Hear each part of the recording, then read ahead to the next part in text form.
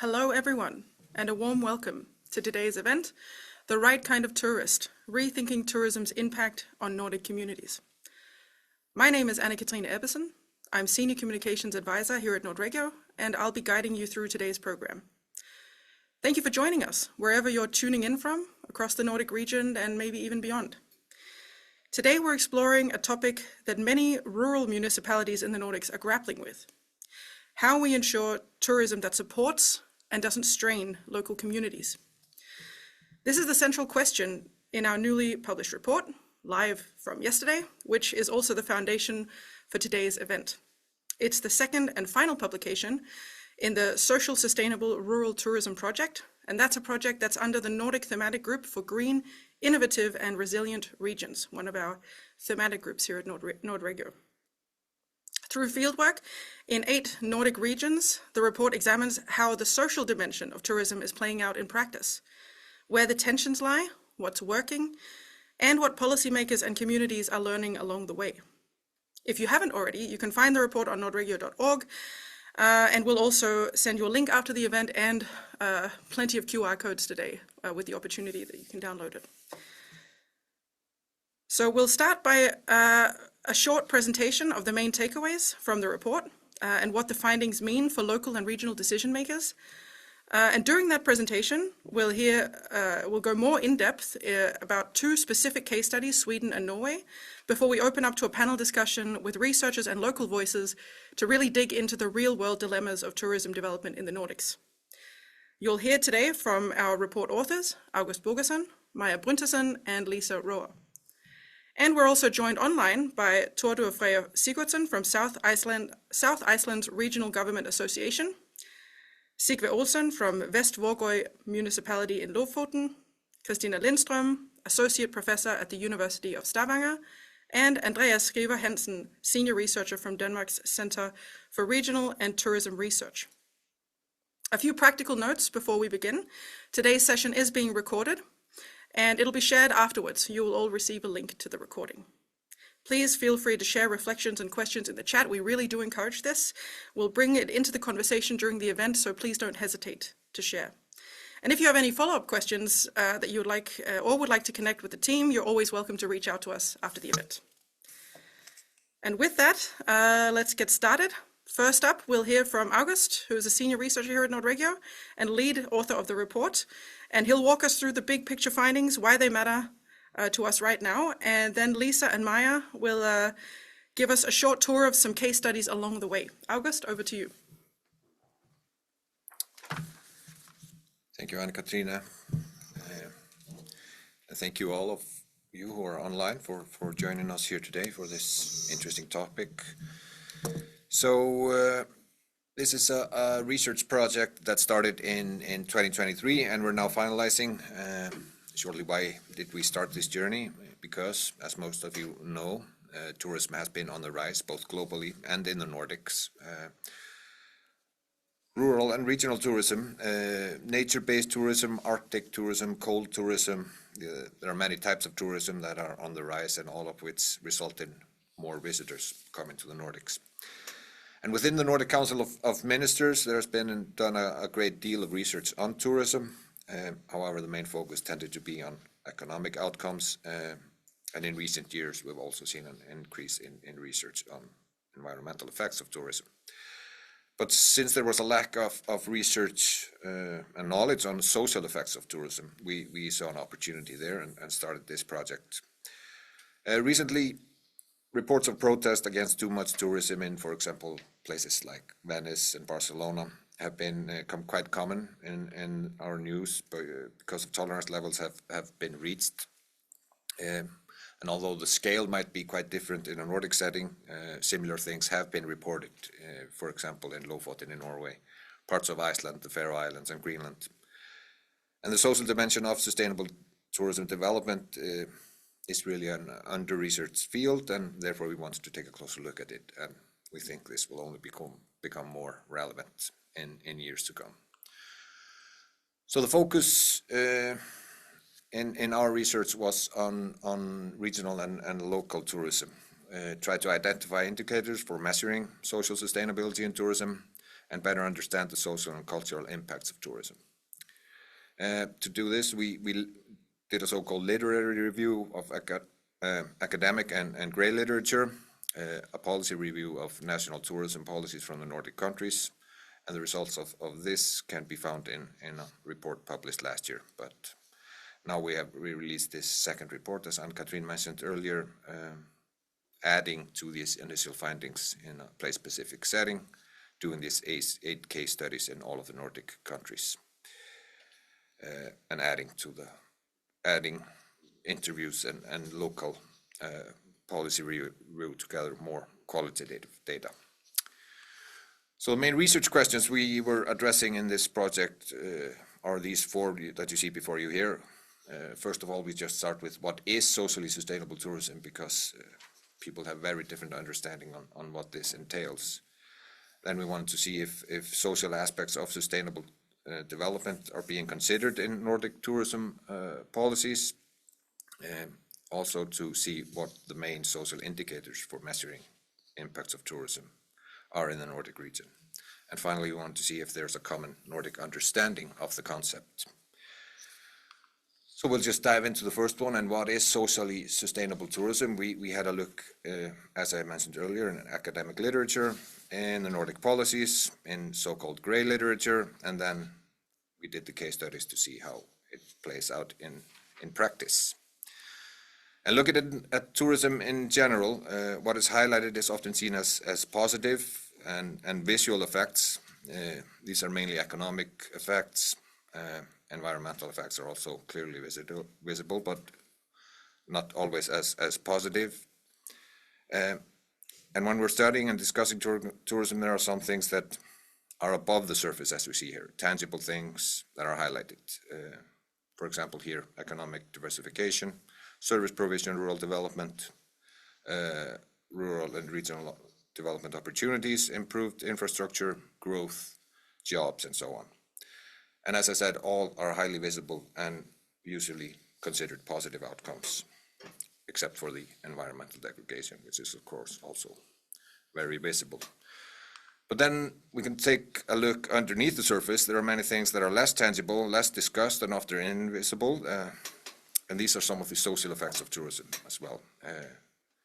How does tourism affect the local population? How does it affect the public services and the infrastructures? What does it mean for housing for the local population? What is the community perception of tourism? How is the tourism governed? Is there cultural integrity considered? And are there social considerations? How is equity and accessibility? What is the balance of tradition and innovation, and so on and so on?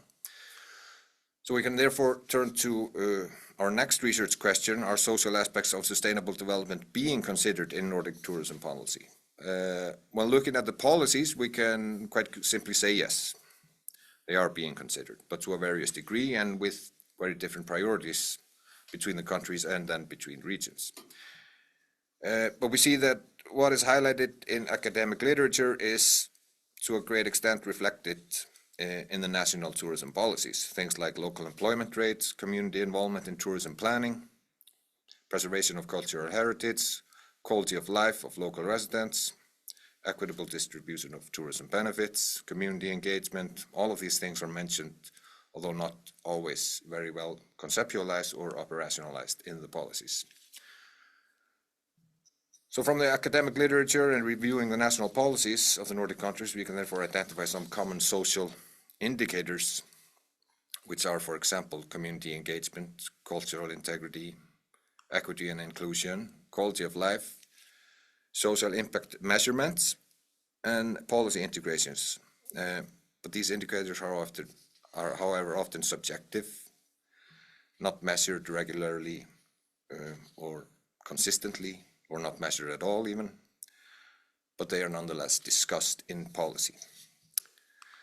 So therefore, the latter part of this research was to take our initial findings and do case studies, field visits, and local policy analysis for better understanding what this meant in place-specific contexts.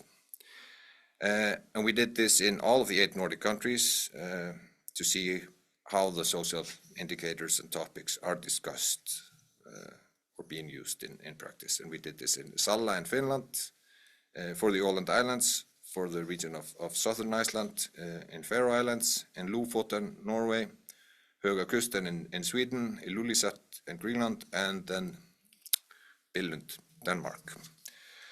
And while we cannot go into detailed discussions on each case, we will highlight a few things here today and hopefully get into more discussions during the panel later on. But mentioning a few things from Iceland at first, we looked at the southern Icelandic region, a region with a population of 35,000 people, a geographically very large area that accommodates around 2 million international tourists each year. About 15 years ago, this number was just under 500,000. And understandably, the rapid growth of tourism has placed immense pressure on infrastructure and public services, particularly the roads, the healthcare, and the security services such as police and fire and rescue and so on. The locals report issues of road congestion, illegal off-road driving, and wear and tear on main roads. They discuss the limited number of healthcare professionals and the great distances between them, as well as police officers in the area. The lack of these services poses significant dilemmas, especially when larger accidents can happen, often involving tourists. And this has happened, and the locals say that this will, of course, happen again. They also report irresponsible behavior by some tourists around powerful natural phenomena such as icebergs, glaciers, and the large sandy beaches of the Atlantic Ocean. These pose safety risks and often result in accident and fatalities. And surveys from the region also show that fewer people consider tourism to be as beneficial as a few years ago, at least during peak season. So tolerance levels are going a little bit down.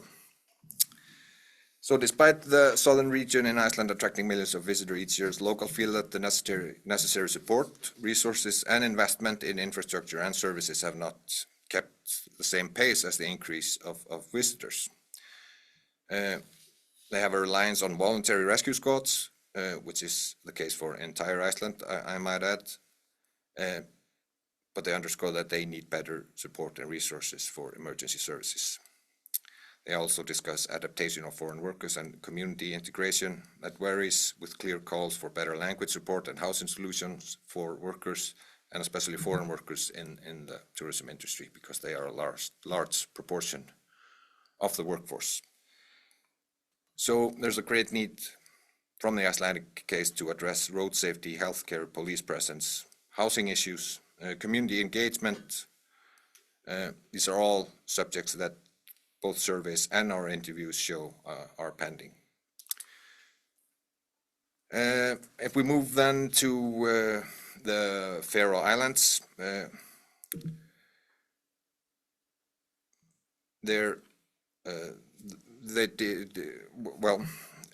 they often consider that and say that the most clear benefits for tourism in Faroe Islands is in the urban areas, while rural communities feel a little bit left behind. And they discuss the environmental impact of increased tourism, but they have actually done quite a lot to address these issues. But it was also very interesting in the Faroese case to hear them regularly say in the interviews, we don't want to make the same mistakes as Iceland, referring to a too fast expansion and too much growth in a short time of tourism, which put enormous pressure on the nature and its infrastructures. So therefore they have taken up initiatives like what they call close for maintenance program, where they close off Faroe Islands but only let in a limited number of guests to allow for environmental restoration. Of course, this is also a publicity scheme, but nonetheless, they put great emphasis in policy on this. And our interviews show that feelings of fragmented collaboration among tourism stakeholders in Faroe Islands is quite considerable, and there's a need for better coordination and communication, especially between local authorities and tourism operators. In Faroe Islands, there also seems to be some feeling of divide of the gains related to tourism between the capital area of Tórshavn and the rest of the country. And the Faroe Islands last year also introduced a new legislation aimed at protecting the environment and supporting local interests because of grievances related to tourism issue. And this legislation includes fees for certain activities, and the introduction of the law was a highly and heated political debate with different views, of course, from different groups. Turning quickly to some main findings from Greenland, the Ilulissat case, where tourism has grown substantially in the past decade. It's a town of just under 5,000 people and home to the UNESCO heritage site.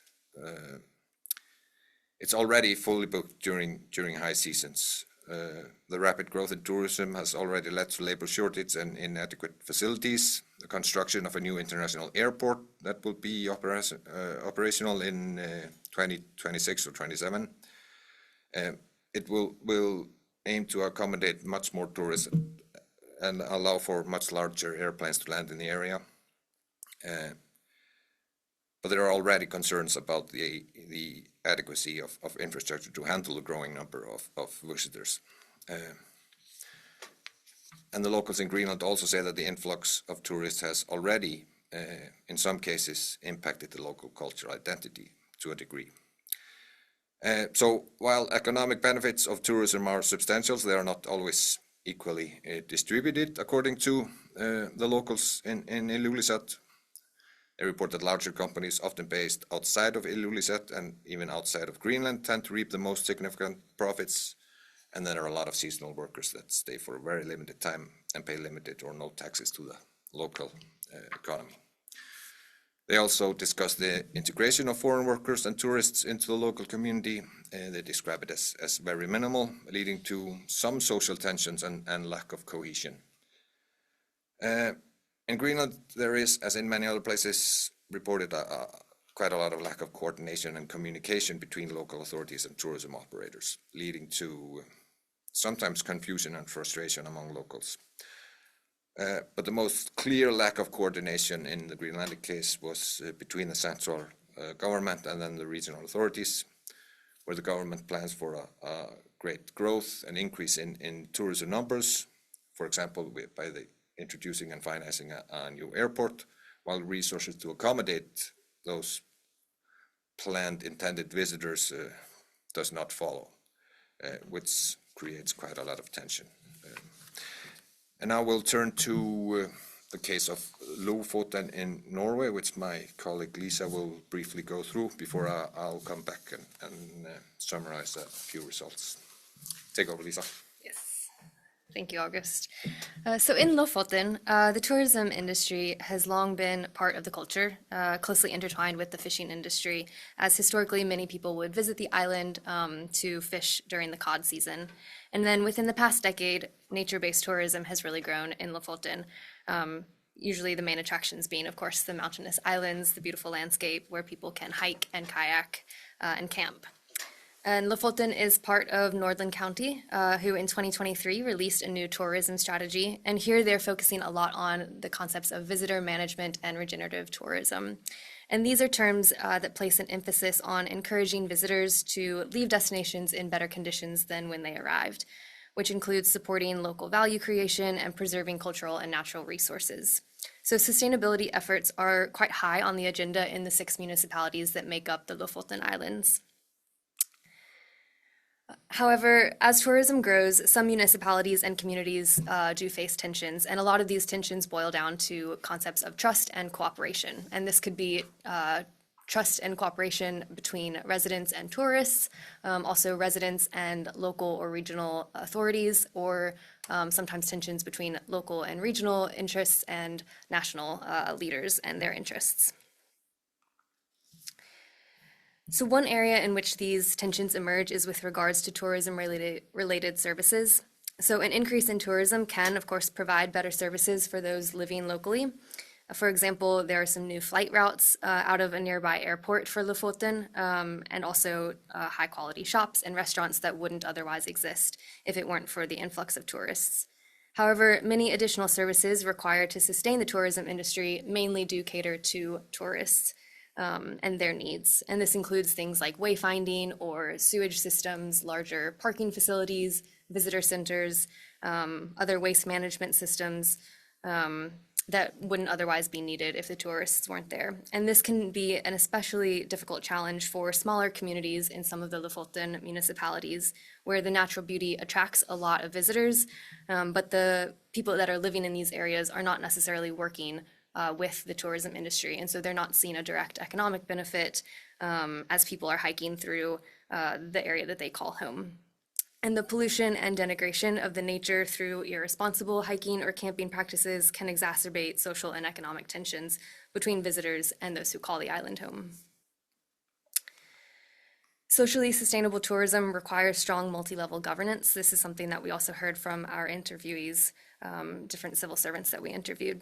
And they expressed a greater need for support from the national level. So residents have led initiatives to protect certain areas from development or prevent some areas from allowing things like camper vans or cars. And some local regulations do exist, but some of these initiatives also need more support from the national level. Other regulations, but also financial support for maintaining local and regional roads and other infrastructure. Furthermore, it is important that local residents are also heard and that their suggestions are accounted for when it comes to developing visitor management strategies. Some questions have arisen regarding the possibility for a visitor contribution, otherwise known as a tourist tax. And some interviewees raised the point that national guidelines could also better guide international guests in particular, especially those who might be less familiar with principles of respecting nature.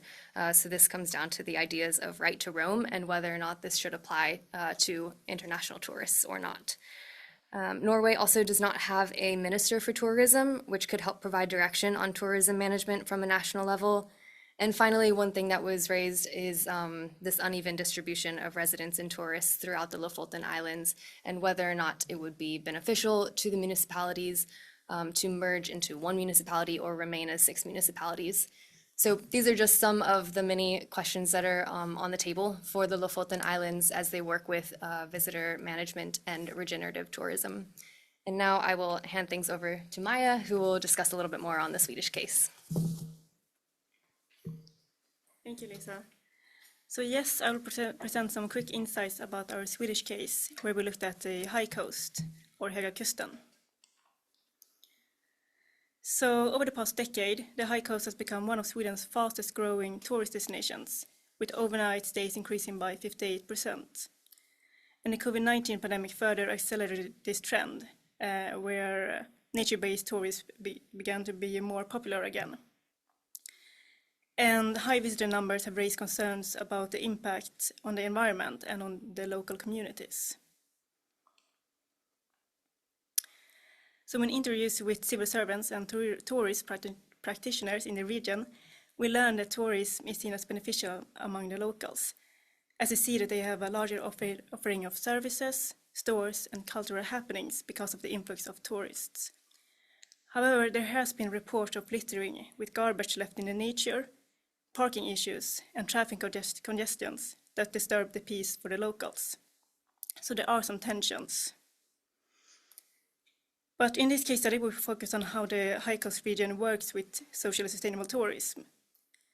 And we can see that the region has a focus on promoting both guest responsibility and host involvement and hospitality.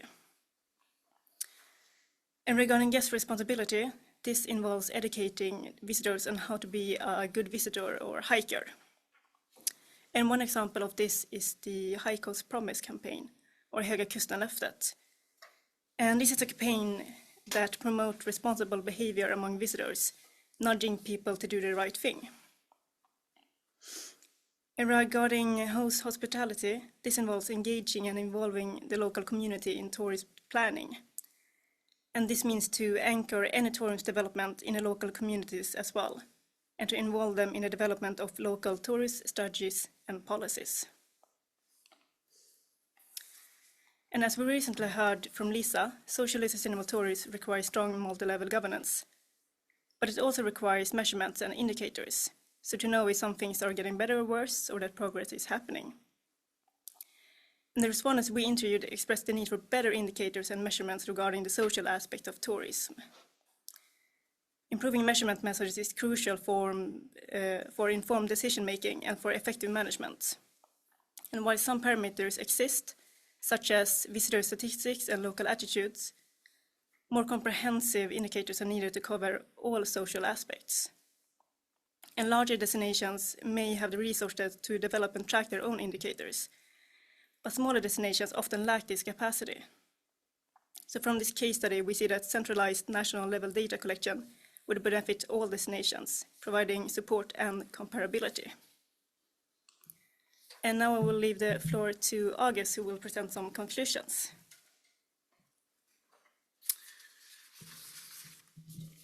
Thank you, Maja, and thank you, Lisa. Just before we turn into the panel discussion, a short conclusion, and of course we've just been scratching the surface here of what we've actually looked into in this research. But if you take a quick look at one of the research questions and try to answer it real quickly, it's about, is there a common understanding of socially sustainable tourism? And that referring is there a common Nordic understanding? We can answer that yes in research, yes on policy level, and to some extent in practice is as well. We in the Nordic discuss social effects, we put them into our policies, but in the end we're not measuring them in very effective ways. We are not considering them in the same way as measurable and tangible things like environmental and economic effects. So the Nordic understanding of socially sustainable tourism development emphasizes, for example, community engagement, culture and integrity, equity and inclusion, and the quality of life. It involves involving local communities in tourism planning, preserving cultural heritage, ensuring fair distribution of tourism benefits, enhancing residents' well-being, developing methods to measure social impacts, and integrating social sustainability principles into national and regional tourism policies. So the Nordic countries are, in fact, making efforts to address the social dimension of sustainability in tourism, at least on the policy level. However, the implementation in practice varies, and the operationalization and measurement of these social aspects is, as we mentioned earlier, often lacking. So despite the recognition of these social effects in policy, there is a significant gap in measuring and evaluating them effectively. While environmental and economic impacts are often quantified and monitored, social effects are not considered with the same rigor. The lack of robust and standardized indicators for social sustainability in tourism in fact hinders the ability to fully understand and manage the impacts on local communities. And in all our cases, there's strong emphasis on involving local communities in tourism planning and decision making. And in most places, we actually do this quite well. Then preserving local culture and heritage is a central theme in policy, but in some places there are concerns that economic gains are valued to a much greater extent than traditions, and often commodifying culture in a way that is not representative of the reality is also reported. So the economic benefits of tourism are also not always evenly distributed. According to many of our interviewees, larger companies often reap the most significant profits, leaving smaller local businesses at a disadvantage. And there are often outside actors while the larger actors are quite often from the outside, while the smaller ones are the local ones. So the rapid growth of tourism has placed immense pressure on local infrastructure and public services. Issues such as road congestion, strain on healthcare and police services, and inadequate support for rescue operations are quite common. So finally, a few recommendations from our report. We of course need improved governance, cooperation and coordination, especially between state and regional and municipal authorities. all of these must be on the same page for the tourism development to truly be able to be sustainable. We need to develop comprehensive indicators. There's a need for clear definition and robust measurement tools for social sustainability in tourism. And these indicators should somehow encompass community well-being, cultural preservation, and public attitudes towards tourism. We do this in some areas, but not on a regular basis and not consistently. Might be stating the obvious, but we need to enhance stakeholder collaboration, establish formal structures for collaborating among tourism stakeholders. We do this quite well, but still this is something that is constantly reported as needed to be improved further. And on that note, we also need to promote inclusive community involvement, ensure that all segments of the populations are equally involved in tourism planning and decision making, especially at the smaller rural levels. And of course, as both Maja and Lisa and I have mentioned earlier, we need to improve data collection and analysis and develop comprehensive indicators that encompass not just the economic and environmental, but also the social aspects of tourism. And we need generally to implement sustainable practices, invest in conservation projects to protect natural resources, biodiversity, as well as social and cultural aspects. So generally, authorities, stakeholders, operators, the general public does not know, according to our understanding, what the social in sustainable tourism actually means. So, and what we refer to when discussing social sustainability in tourism. We therefore first and foremost need to define, measure, promote, and agree on what social sustainable tourism is, how we can assess it, and then develop our tourism with that in mind, taking social issues into consideration as well as the environmental and economic aspects. So finally, I'll just encourage you to go ahead and find our report, also our report that we published earlier on the subject, and I'll leave over again to Katrine and then soon open for our panelists. Thank you. Thank you very much, Águst. And thank you to you and Lisa and Maja for setting the stage with the report findings and the regional case study examples. And there were many and a lot of findings. Now we're going to take the conversation one step further from research to reflection, as we open today's panel discussion on what it actually means to develop tourism in ways that support local people and places. We've called this segment Tourism's Development Dilemmas, because the truth is there is no simple roadmap. Tourism is often seen as a way to boost local economies, create jobs, we know all this. It puts small towns on the map, and in many cases it does that. But as we've seen in the report, growth also brings pressure on housing, on nature, on infrastructure, and not least on the social fabric of communities. So where's the line between welcome growth and harmful overload? That's what kind of regulation or support is needed at the local level. These are some of the questions we'll be unpacking in the next 50 minutes. And to help us do that, I'm very pleased to welcome our panelists. Thordur Freyr Sigurdsson, Manager of Development at SASS in South Iceland. Sigve Olsen, Head of Economic Development in Vestvågøy Municipality, Lofoten. Christina Lindström, Associate Professor at the University of Stavanger. Andreas Skriver Hansen, Senior Researcher at the Center for Regional and Tourism Research in Denmark. And finally, Águst Bogason, our own author here, main author of the report. Each of you brings unique insight, whether it's from municipal governance, academic research, or cross-border collaboration. And we're very excited to hear your perspectives. I can see questions already coming in through the chat, so I will try and stay on top of that while asking my own questions.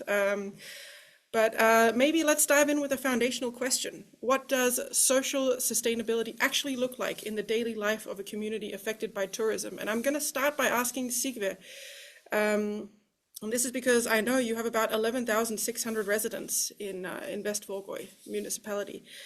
And I'm very curious, when Lofoten gets 500,000 tourists a year, that's about 30,000 tourists per local person. What does social sustainability look like in your region? how does it feel like more? The places that the tourist wants to visit. The biggest one is 80 inhabitants. The smallest one is 11 inhabitants. And the one with 11 inhabitants, they have around 300,000 visitors a year. So they must be very positive people, very welcoming people to take care of all these wonderful people coming to Lofoten. And we manage through close cooperation with the inhabitants, the small community administrations. We include the farmers, landowners. 95% of Lofoten is owned by the farmers, and they have sheep in the mountains. So we need to include them in all our work. We support their initiatives. We are available to them at all times on the phone when there are problems. They need to know that we support those who are actually working in the field, taking care of and hosting all these people coming. And because we see so much negative publicity in the media sometimes, we also need to show and tell the good stories, the success stories. Yeah. Thank you for that, Sigve. It sounds like a complicated job of clashing priorities a little bit and making it all work. And I think I'm going to ask the same question now as well to Thordur, how you see social sustainable tourism in Iceland. Iceland famously gets, as Águst also said, millions of tourists and growing numbers as well. What's your experience? Well, yeah, some areas it has hit harder than others, and for those areas we have seen residence numbers doubled in 10 years or so. And the majority of the residents are working in tourism, and also the majority of the residents are foreign nationals coming here to work in the field, and but they come and go. So of course we see more and more settling in, taking part and place in the community, and hopefully we see that grow. But we are experiencing a high population turnover, and so it's a matter of belonging, and it will be a question that also native residents and the workers ask themselves: do I belong to this community? Is it my community, and who is it, and so on. And when we have such a high numbers, and we're witnessing 80% maybe foreign nationals working in the sector, so the integration gets harder and harder. If you're not working with the natives, how are you going to feel like a native and to integrate? So it's a difficult matter for the integration. Those are some very, very relevant points as well, Thordur, with the sense of belonging. Thank you for bringing that up. And I also see a question here from an audience member, which is, what incentives are there for including local communities in the tourism sector, if any? They elaborate, are there any regions which has applied incentives of some kind? And I want to ask this question to you, Katrine, because you've also been doing quite a bit of research on this area as well. Can you share some of your insights on this?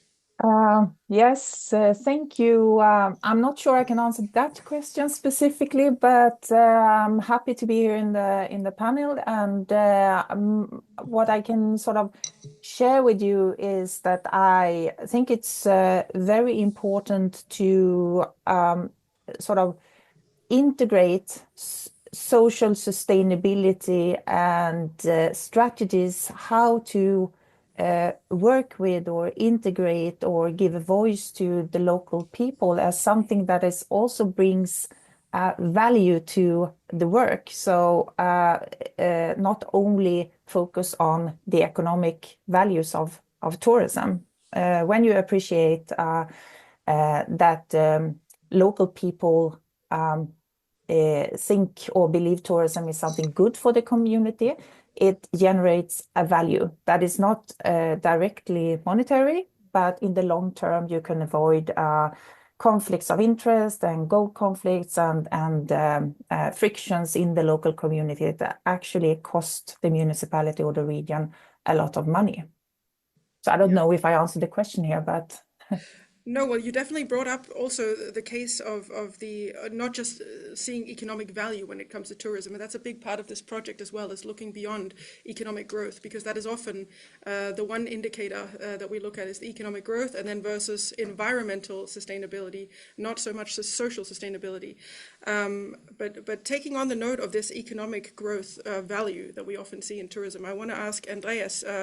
We had a bit of a prep meeting, all of us panelists, yesterday, and in that discussion, Andreas mentioned and the energy aspect also, and the energy sector. And I'm a bit curious, Andreas, if you can share your opinion on should Nordics rethink their reliance on growth-driven tourism models, specifically in rural regions that are looking more towards the energy sector and maybe bringing in more of a labor force, a permanent labor force, than tourism as a priority.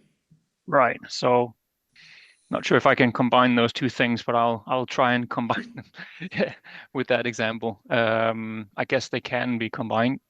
But I want to say something first related to the sort of economic/growth aspect. And of course, I am highly influenced by regenerative thinking, since this is what I've been working with mainly these few months and years, actually.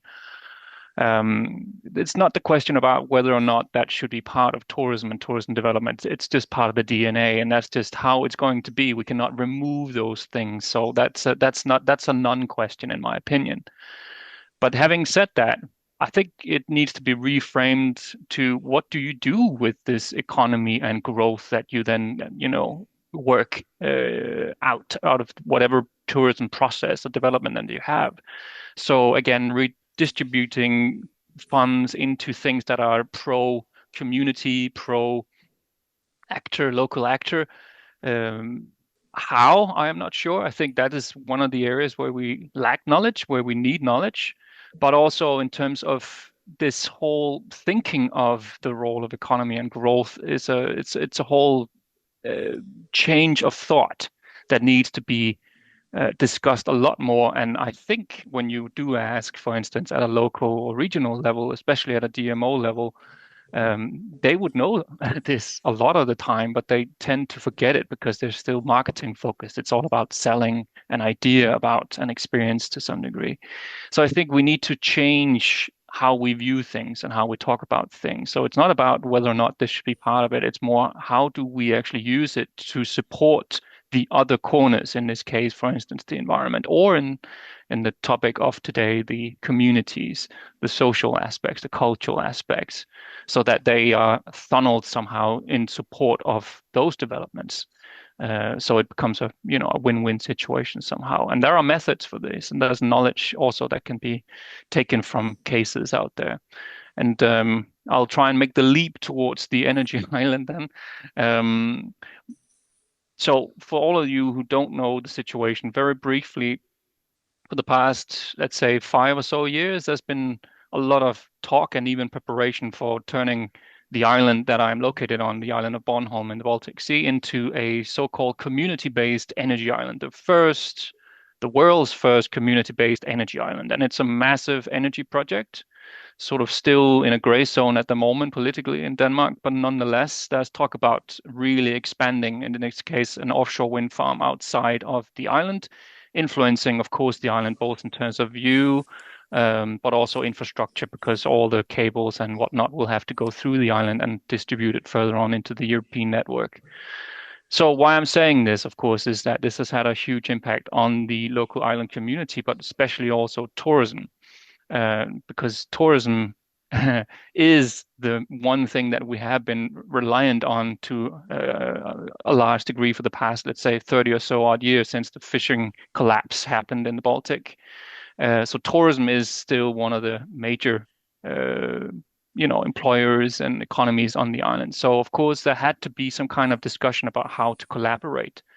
And I think what is interesting I can talk for hours about this, but one interesting aspect that happened is that as soon as this new development of turning the island into an energy island, one of the first reactions that I at least saw in the media was immediately almost everyone, even people who had issues and problems with tourism, such as congestion or parking issues and whatnot, started finding good examples of how tourism suddenly was perfect for the island. We shouldn't, have a negative effect due to the energy island. They were finding arguments for the tourism, and also, of course, the social aspects. We need tourism to survive on this island, and therefore we need to somehow deal with this energy situation. So in a fun and twist of events, the protests kind of drowned a little bit, not all together, but a little bit, and then were refocused to actually become a pro argument for,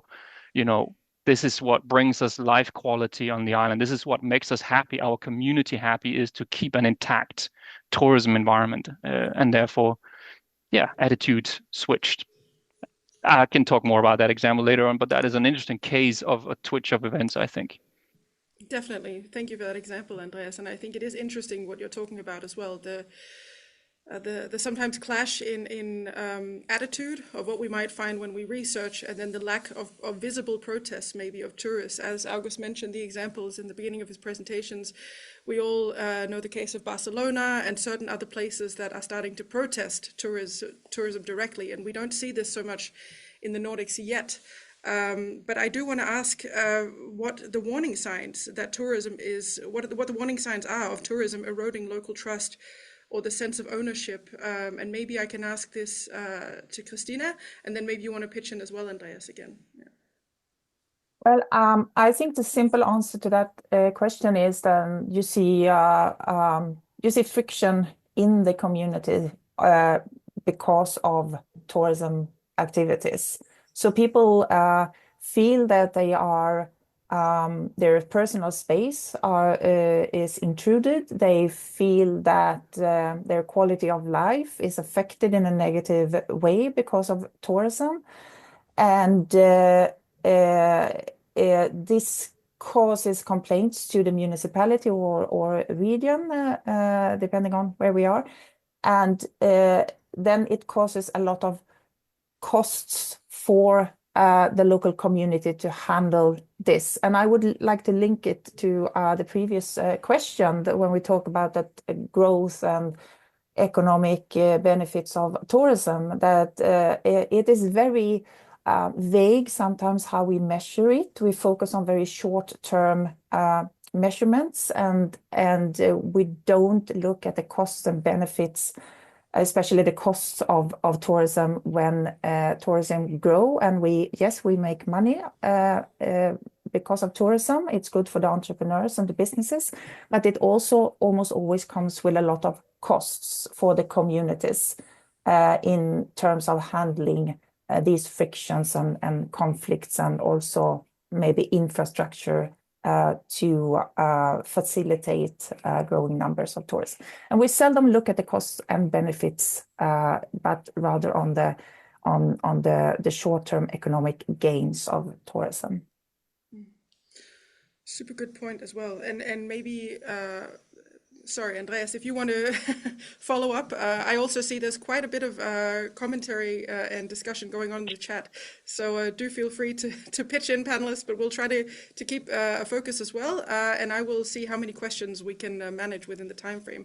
But I do want to ask you as well, Águst, and bring you in now, because when we're talking about warning signs and personal space being intruded, did you find in any of your case studies examples of protests or erupting,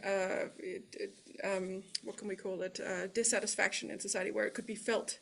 Did you see anything surprising in your fieldwork there? Not protests to the same extent like protesting tourism in general. Certainly in the Faroe Islands and Greenland and Iceland are protests, but usually, and in all cases, related to a specific topic, a specific actor and a specific thing, not tourism in general, maybe some more detailed things. So not at the same scale, not public people like in these places you mentioned, protesting tourism in general because they feel overcrowded and it affects their housing situation and so on and so on. So not to the same extent, but what I also found interesting to hear is in these places was also, and as we've been discussing, and it's interesting to relate to what Thordur was, for example, saying the high turnover of residents and so on, because we are told that tourism can be a regional development tool to fight, for example, negative demography developments. And like he's pointing out, some municipalities in large tourism places in Iceland, or large in the meaning that many tourists go there, have doubled their number of inhabitants over the past decade. But as he also said, there's a great turnover. So is this really place development? Is this really work for the locals? It seems to be driven by seasonal workers that come in and come out. So, and that relates also to what Christina was saying, that's high social cost might be something left behind economically, but there's high social cost and that is related to it as well. But I found it interesting that in a lot of cases, it was reported that like a central actor, a large tourism operator, or even policymakers or elected officials were selling the local people the notion that they should be very thankful. You should be thankful for the tourism, because the old industries were either in decline or gone, so they should be thankful that somebody was coming and something was happening, and therefore they should focus a lot on that. But often locals see the possibilities and they see the positives, and it shouldn't all be negative. I mean, there are a lot of positive things around tourism for these smaller communities. But the tourism must, however, not become overwhelming and disruptive for the locals, and they must not feel that they lose control of the tourism development. So they also need to be listened to, and we need to listen to how they value their environment, their culture, and social life versus the possible economic perspectives. So it is a dilemma when they're constantly being told that something is beneficial economically for the region, and that they need a certain kind of tourism development and they should be thankful for it. Whether it's beneficial or not economically isn't really important if the locals are against the development and it disrupts their daily life. So there must be some sort of balance there. Exactly, and I think you hit the nail with the hammer there in terms of describing the dilemma that's at the core here. Is it possible at the regional level to be involved in tourism development planning? And I think that's something that's been mentioned several times now. Is the practice? Christina, you look like you have something you want to add to that.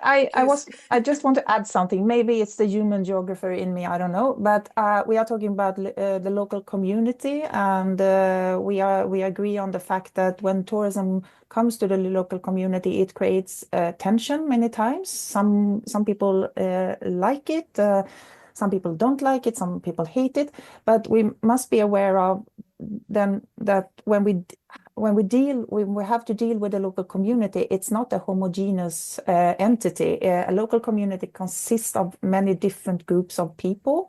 And we need to balance different interests, and that could be a very big challenge, especially when tourism becomes a money machine in the community.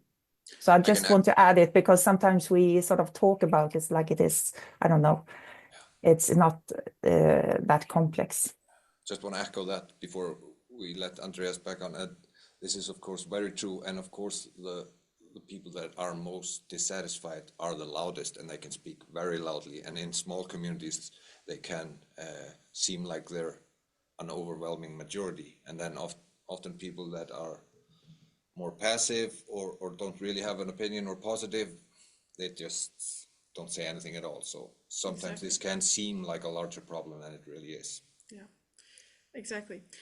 And then I actually want to ask now, because we these are very interesting points, and of course it's not a homogeneous group at all, and it can be very hard to balance these loud actors, and especially when you have a community that's high tourism, you'll have probably quite loud tourism businesses and interests. And so I want to ask Thordur, I want to take it to Thordur and Sigve again and ask a little bit about, because Thordur, you advocate, you're in this association that advocates for the interests of residents and municipalities across South Iceland, and obviously that includes the tourism businesses that are interested in keeping this growth happening, and the lesser heard residents as well. How do you balance this? How do you involve, how do you include locals in the planning when all these different interests don't align? Yeah, it's a bit hard because, like you said, Christina, sometimes they are very loud, but most often they are very quiet, and they're not eager to participate in some development program, but the companies are. In my perspective, the residents are the number one stakeholders in this, and we should put them in the center.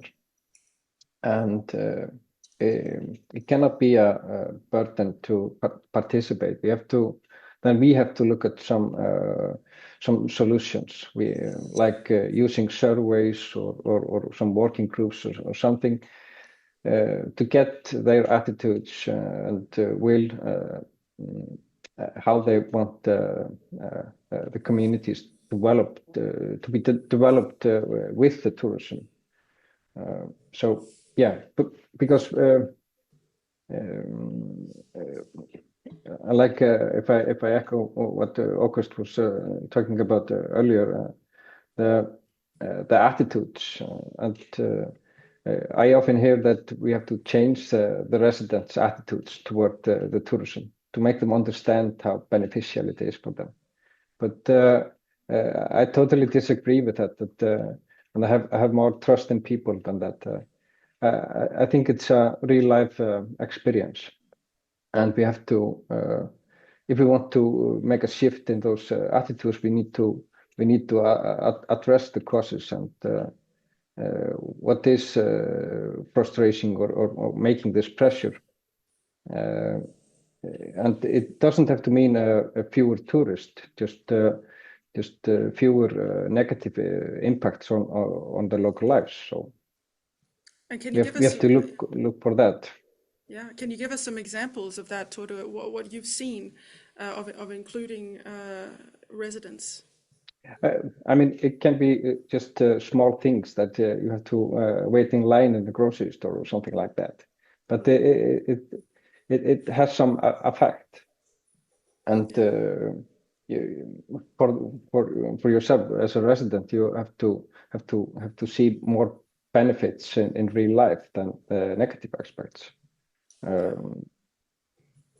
Super good point. And I want to take it to you, Sigve, and ask a little bit about your work with visitor risk management. That's something you also have in your background. And I want to ask, now we're talking a little bit more about concrete initiatives to include local residents, the local community in planning and tourism. How do you do that with visitor risk management? Do you include the locals, or do you see these initiatives popping up on their own and then responding? Yeah, we are lagging behind always. The thing is that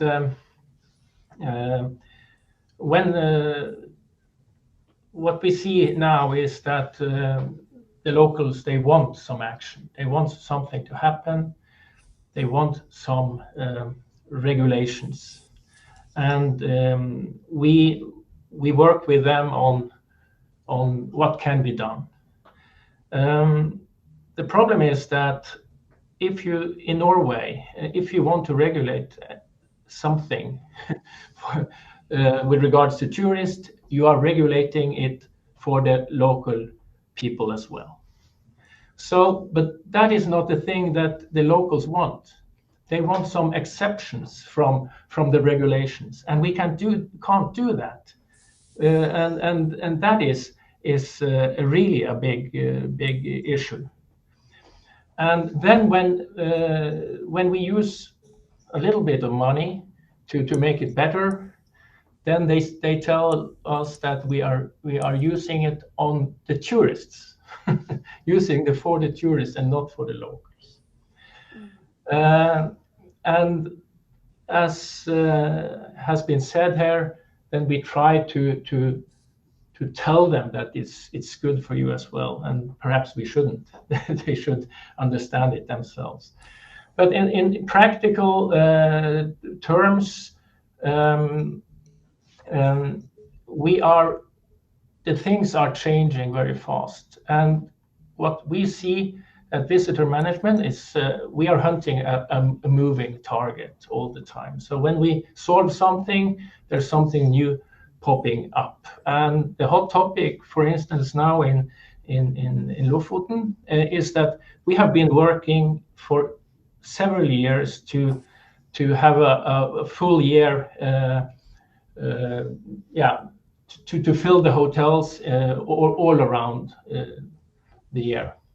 And we have succeeded now. They are coming for fisheries in the winter. They're coming for the Northern Lights, and what happened then is that we have Asian drivers on the roads, and we have accidents, and people are afraid of driving. So something else is popping up. We have we earn a lot of money on fishing tourism, but now the general quota for the professionals is cut with 25% for the cod fishing. And the locals, of course, they say, no, the tourists can't fish. They shouldn't be allowed to fish as much as they have done before. So there are so many, some expected and some unexpected events from what we do. But what I have learned anyway is that the locals, they want some action. They want to be involved. We listen to them. We try. We follow up on their initiatives. We try it. We evaluate it.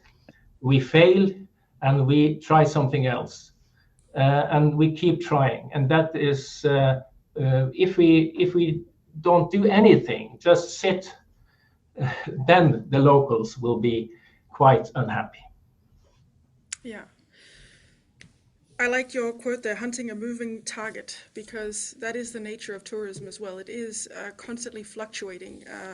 Even though it is growing, it is hard to always measure and tell how the flux or how the flows are going to move, essentially. And I would be curious to hear maybe also from Andreas about, now we just talked about these local initiatives wanting exceptions from the rules that come into place to kind of limit tourism. Andreas, is this something, so you're in Bornholm, which is a very, very touristed island in Denmark, but a lot of the tourists are in fact Danish as well. Have there been similar initiatives in trying to cap some of the tourist activities and keep them local? Well, rather than that, I would say, where do we have dissatisfaction, or where do we have issues or problems in that sense? No, I don't think that there has been any initiative to sort of say this is the boundary and no more, you're not allowed to arrive on the island at this point. Well, the only exception being the democratic political party thing going on, the equivalent of Almedalen. That is a slight sort of discussion that's going on at the moment. But anyway, no, I think it's very place-based, first of all, as we've heard multiple times today. So it's where tourists congest. Then we do see issues around local people gathering in smaller groups and sometimes even larger groups to say that this is not acceptable at this point anymore. Parking is a classic issue on the island, for instance, because there's a limited, there's limited space basically, and money for that matter to expand anywhere else.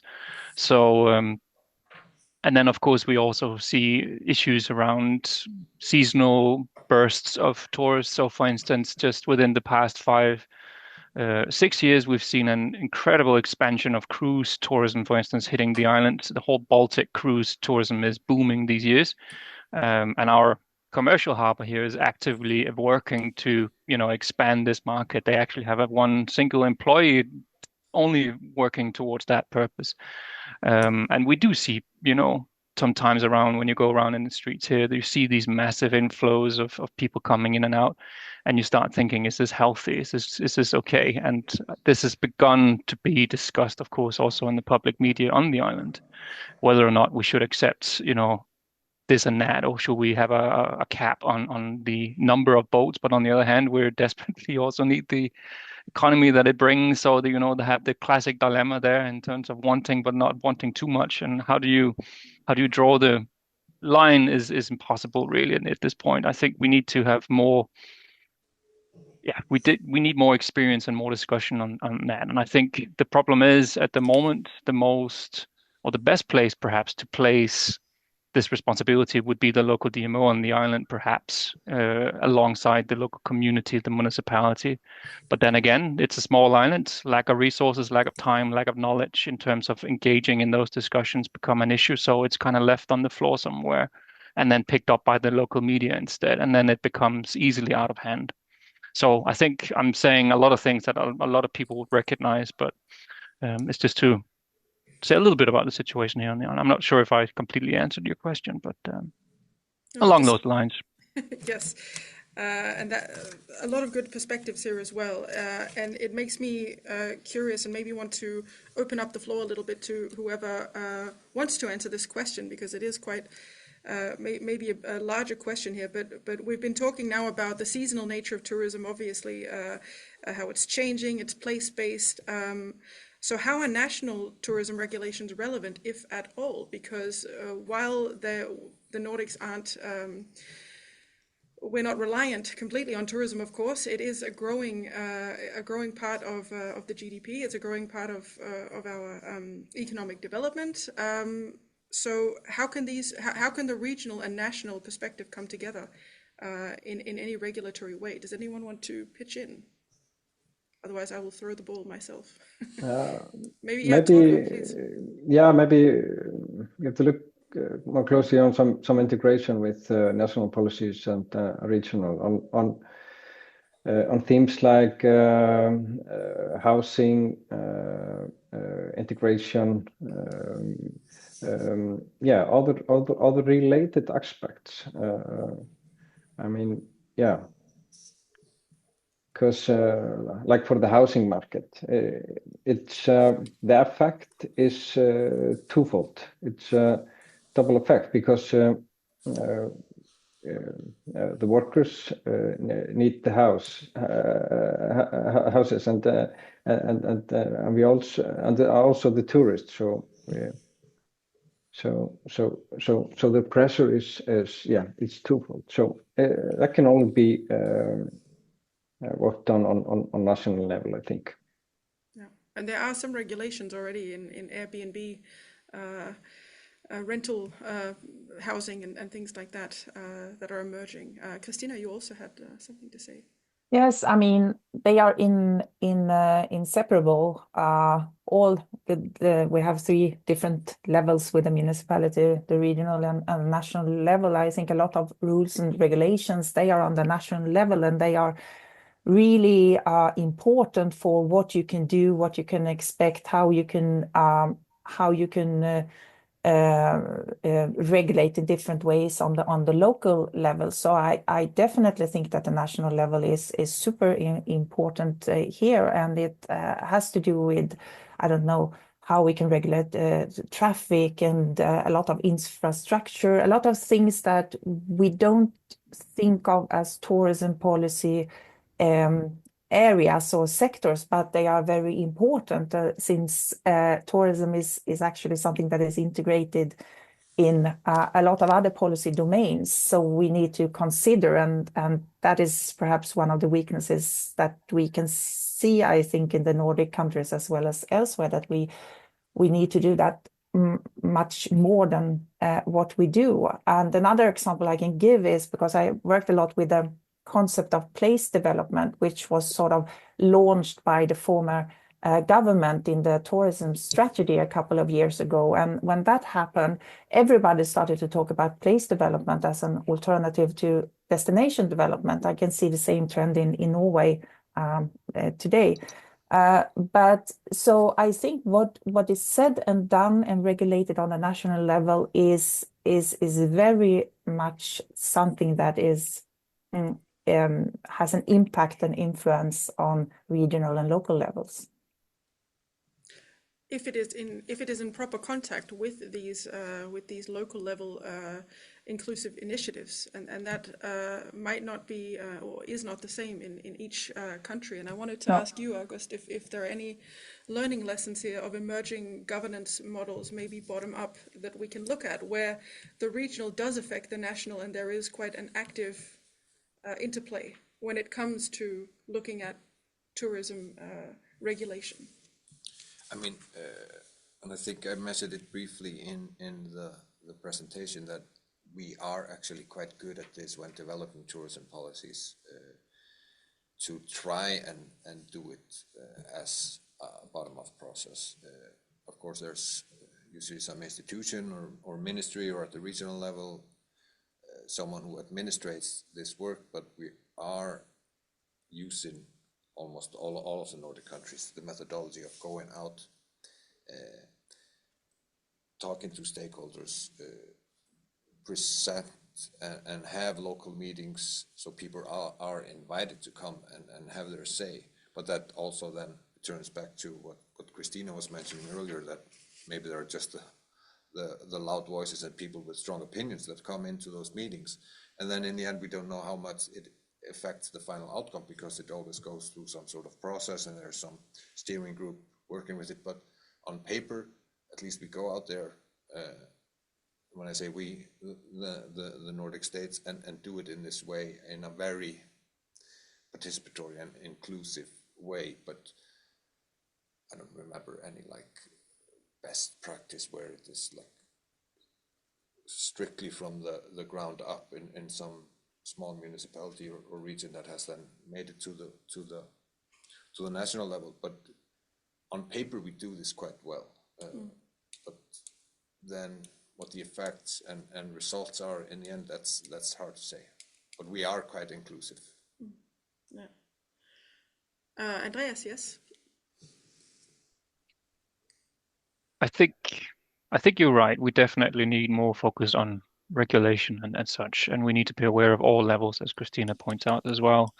At the same time, I also see a exhaustion in the system of regulation. I mean, and that is not just in terms of numbers, but also the fact that things changed almost yearly, if not for half year. So one regulation in effect 1 year or half year or 2 years later can be out of effect somehow. So there's that aspect to it. But what I want to say is that one thing that I find interesting in all of this is this ongoing discussion of the shift of the DMO to the DMMO, the extra management aspect of things. If that extra additional M could be some kind of way to work, at least on the local/regional level, with, for instance, these questions, but also try and expand more on the management aspect of the work that is being done on these levels. because they're already working on a lot of these things, and with, for instance, regulations and interpreting regulations and everything else in between, out to the local communities and the local actors, and the other way around. So I don't know if there could be a potential for looking more into the additional M in this, and what that could potentially also hold in terms of responsibility for, amongst other things, securing social sustainability. In the short and the long run, in, of course, some kind of plan level together with everything else regulation-wise and what is happening out there in the community.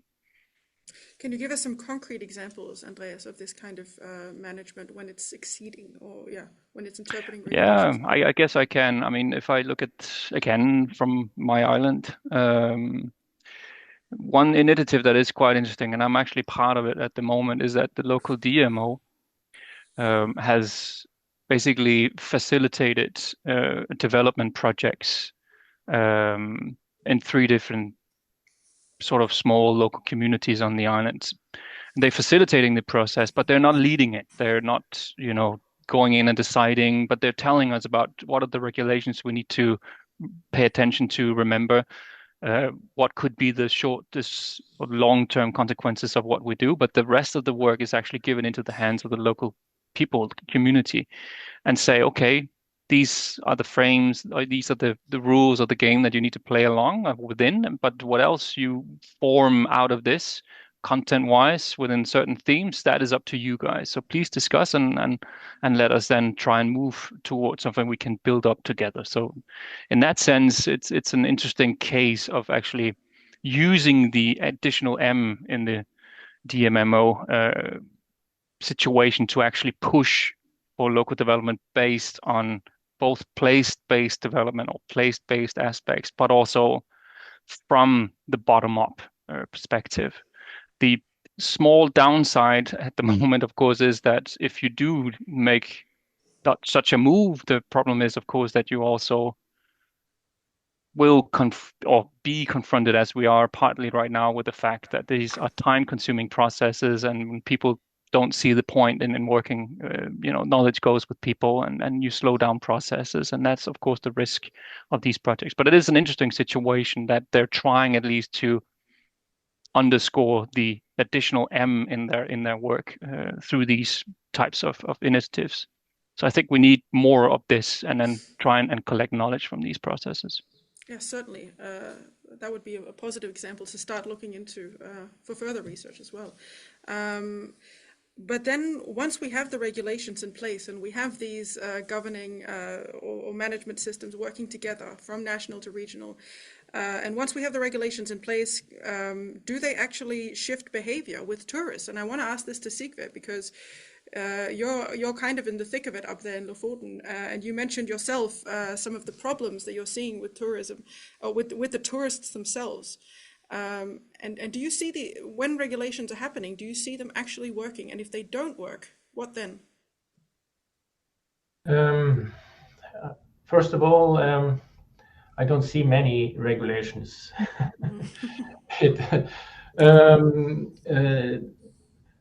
The regulations that we are working with are mainly those coming to taking care of nature and the right to roam, and that's it. And there's no coordination towards any other sector, let's call it. So actually, one of my questions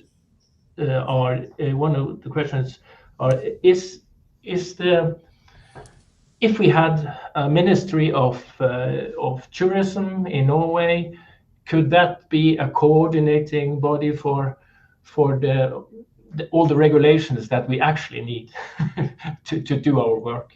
I don't know. I don't know how it is in the other countries, but it seems to be out of any coordination actually. But we believe that when we try to regulate something in a small place and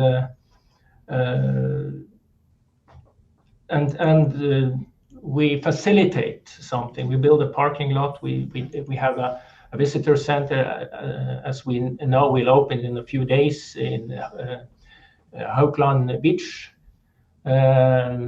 We believe strongly that will do a positive impact, but we see that we need some more tools to make it actually work along the roads and so on. And of course we need some money to do some small. This is a big project. The Haukland project is 55 million NOK investment from the government and from the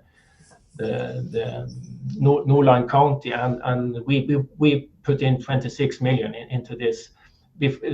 Before that, we had the 4 toilets and a cold water sink. That was it. And so we actually do really a lot.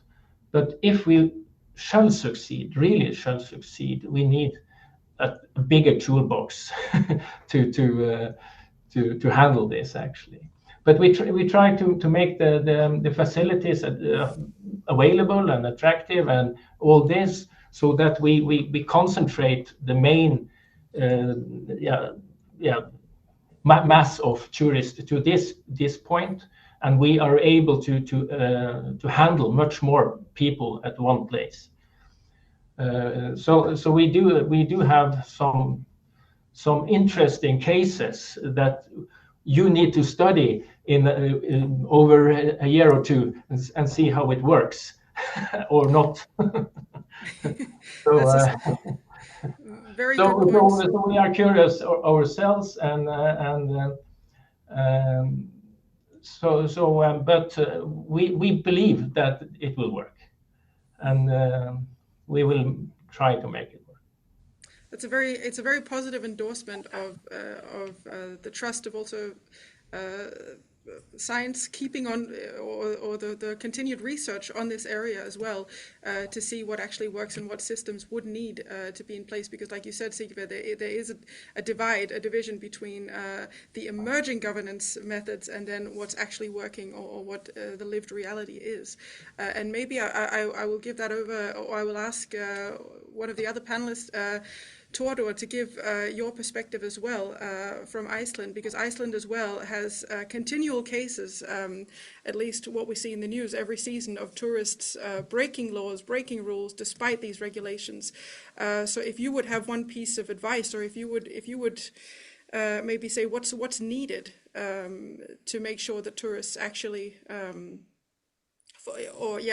what's needed from your perspective? I won't say for the tourists, but what's needed for the local perspective? Is it regulations? Is that enough? Or these governing models? Partly. But like Sigve was talking about, it's standing in this footsteps of being a host of so many. I mean, I think it has been left out a bit in the conversation. The economic benefits, they are so widespread, but the local effects, the burden, the cost, it's always localized where the tourists are. So they're a bit disconnected there, I think. Yeah. Well, on that, I will let Águst sum up a hefty task with all of these fantastic points that we've had during the panel discussion. But if you can sum up the main takeaways from today. Yeah. I have a bunch of random notes in front of me. Yes. But just taking away precisely from what Thordur was saying just now, and I found it interesting that, and Christina mentioned this earlier also, that, that there is this, can be this friction in the communities and because of tourism, and looking at the well-being of locals, and then doing related to what Thordur was saying, cost-benefit analysis, because of course there are a lot of economic positives that coming in, but as Thordur mentioned, they are very widespread and not very locally centralized. But we also need to do this cost-benefit analysis, not only on the economic level, but also on the social, environmental, and cultural cost, which, as Thordur was mentioning, are always, they are not spread out. They are very distinctly localized on the destination or the tourist attraction and around that as well. So I find that very interesting. I mean, when we address social things related to tourism, we seem to do it very well in policy, and from the discussions we also want to do it in practice. So that's one of the takeaways here. But it also becomes clear that we need guidance, and also when we just look at tourism, we can look at it very narrowly and see, well, it's travel, accommodation, restaurants, and experience, but then also we can open it up, and the social effects are of course related to all of the, when we look at it wide, the effects on arts and crafts, on the environment, congestion on roads, healthcare, energy use, water use, so on, so on, so on. It has a ripple effect on all the other industries, so we must take that into account as well. But mainly we need, I think, more guidance. And of course, when we're discussing this in a rural and regional perspective, there are of course very limited resources to take a closer look at this or give more guidance. And then maybe we need more guidance from those that have the funds and have the knowledge, and we just need to communicate better about what we are discussing when we're talking about social issues related to tourism. I also take away from me what Sigurd was saying, that this is also complicated because, as I understood him, the locals want regulations, they want actions, they want things to be done, but then just because of the way we have built our societies and our law structure and so on, it's very hard because we can't make exceptions for locals and stuff like that. So that also makes it hard. Then relating also to the right to roam, this ancient Nordic right, which was probably not written down in law and made into law to accommodate American or Chinese tourists that fill up buses and buses and so on and so on. So of course we need to maybe re-evaluate this as well. There are no simple answers, no simple solutions, but what I take away is that there is will to take the social effects into account, and we definitely need to do cost-benefit analysis in tourism, not just in kronor and örar and euros in the case of Finland, but also taking into account cost benefits on the social aspects, on the cultural aspects, on the environmental aspects, on the national, on the local as well. So, and on the identity. Exactly. We need to look beyond the economy when we are assessing the cost benefits of tourism, especially in rural and regional settings. And then it's always nice to end by saying we need to do more research on this. Thank you very much for that, Águst. And I will also say I am very impressed with the activity level of the comments and questions. I'm sorry that I haven't gotten to all of your questions. I can mention one briefly here at the end. Why not make a Nordic joint nature restoration app with QR codes that they must read and check, that they understand what it means to be responsible for being in nature? So the ideas are already running here in the chat. And I think with that, I can definitely recommend checking out the report that you can download via the QR code in our that we recently launched. And I can also give a shout out to something that Andreas mentioned in our prep, which is the Nordic Symposium on Tourism and Hospitality Research, hosted by the Center for Regional and Tourism Research, which will be held in Bornholm in September. And you can find the link to that in the email that we will send after this event.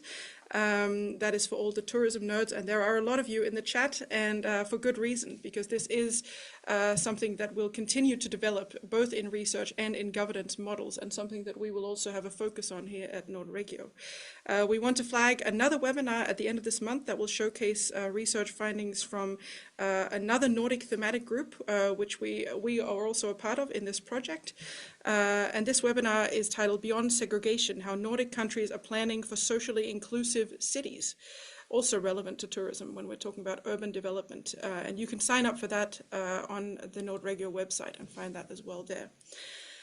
Then I just want to say thank you to our speakers and to our brilliant panelists for all of your input, for a lot of inspiration and a lot of reality checks with where we're at in tourism development in the Nordics. And I also want to thank the audience for all of your questions and for joining the webinar and report launch. And with that, just wish you a great rest of the day and hopefully see you at a future event here at Nordregio as well. Thank you. Thank you.